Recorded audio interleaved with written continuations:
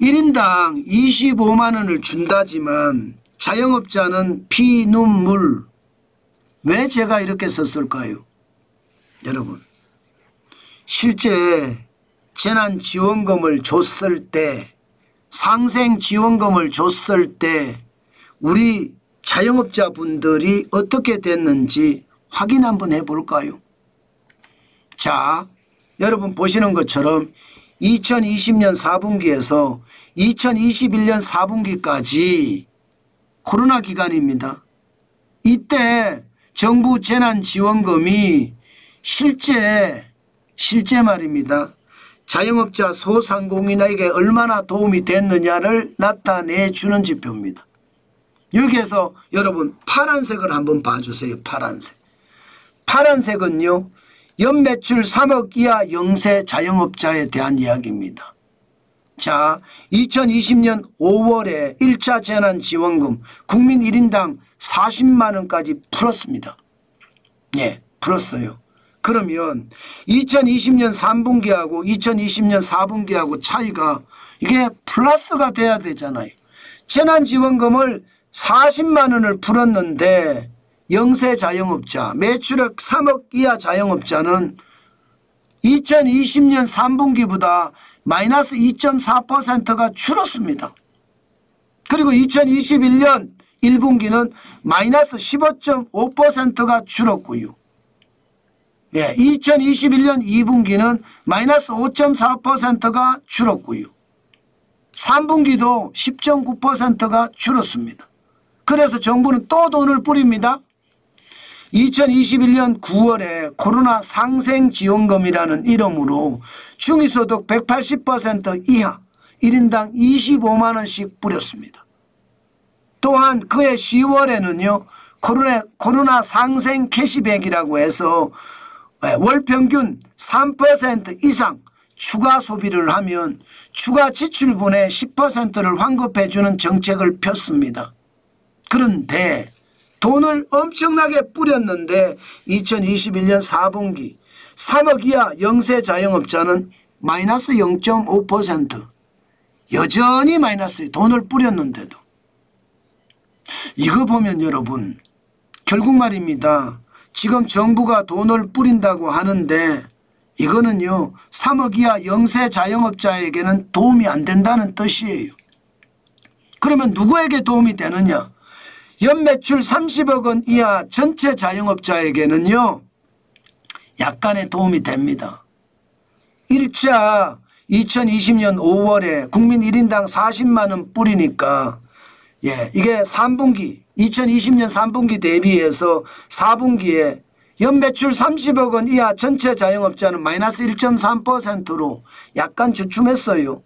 그러나 2021년에는 11.7%까지 줄어들었습니다. 2021년 2분기에도 마이너스 2.2%예요. 3분기에는 마이너스 5.5%.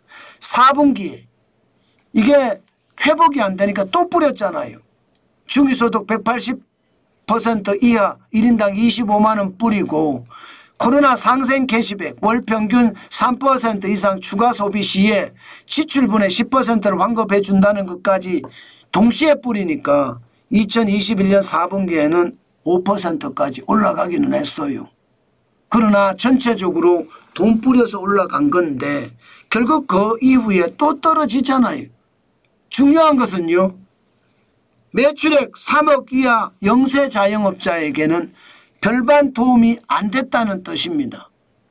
결국 돈 뿌려서 시장을 경기를 회복시키려고 하나 안 된다는 뜻입니다.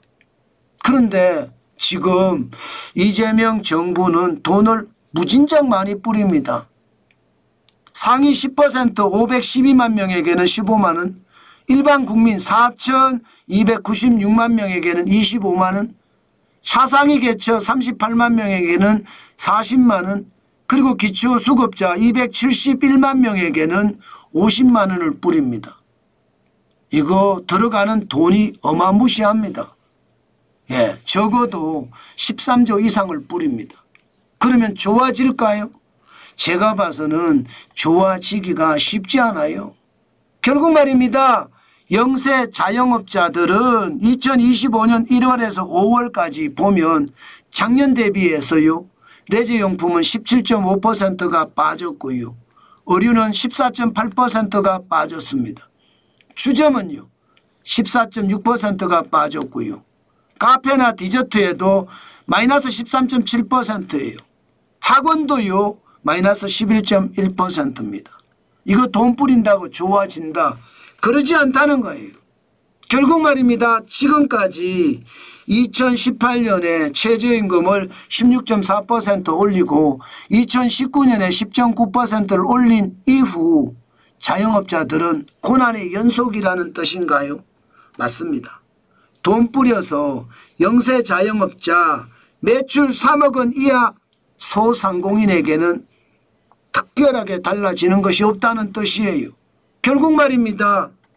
돈 뿌리면 좀 더 나은 30억 이하 자영업자에게 가서 소고기 먹고 요리 먹고 또 가정식 정참 먹고 그러면서 돈을 쓰지 3억 원 이하 작은 자영업자들에게는 절대로 도움이 안 된다는 뜻입니다.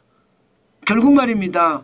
지금 자영업자 매출은 계속 떨어지고 여기에 대한 상황은 점점 악화된다는 이야기입니다.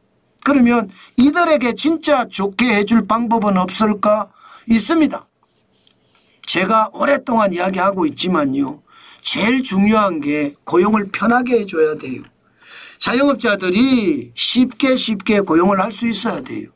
다시 말해서 인건비를 낮춰줘야 된다는 뜻이에요. 지금처럼 인건비가 이렇게 높으면요. 또 노동계 요구안이 올해는 지금 11,460원이잖아요.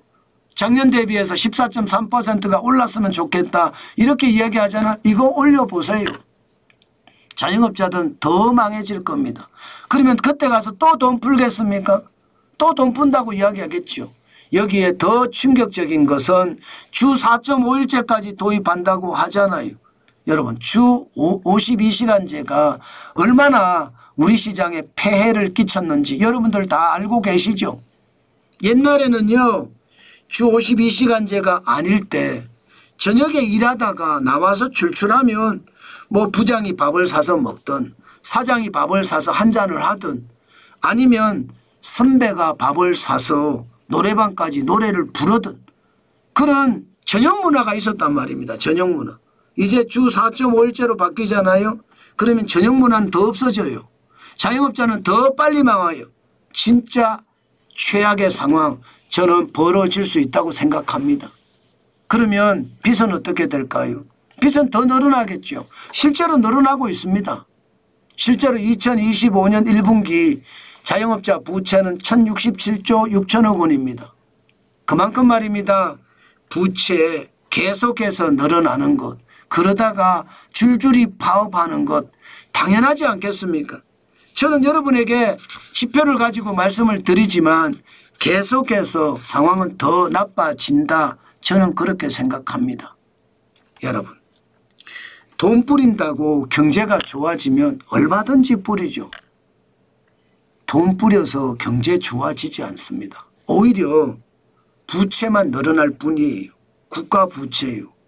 자칫 국가 부채가 너무 많이 늘어나잖아요. 그러면 부채 폭발이 일어날 수가 있습니다. 그렇게 됐을 때 자영업자뿐만 아니에요.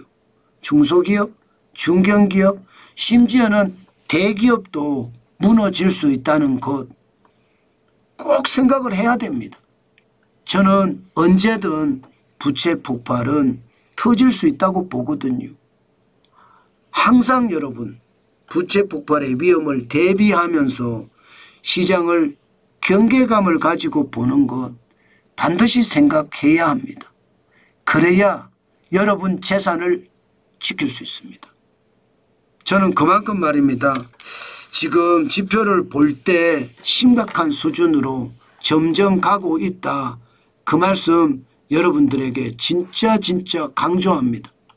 그래야 시장의 불안감이 저는 더 좀 줄어들 거다.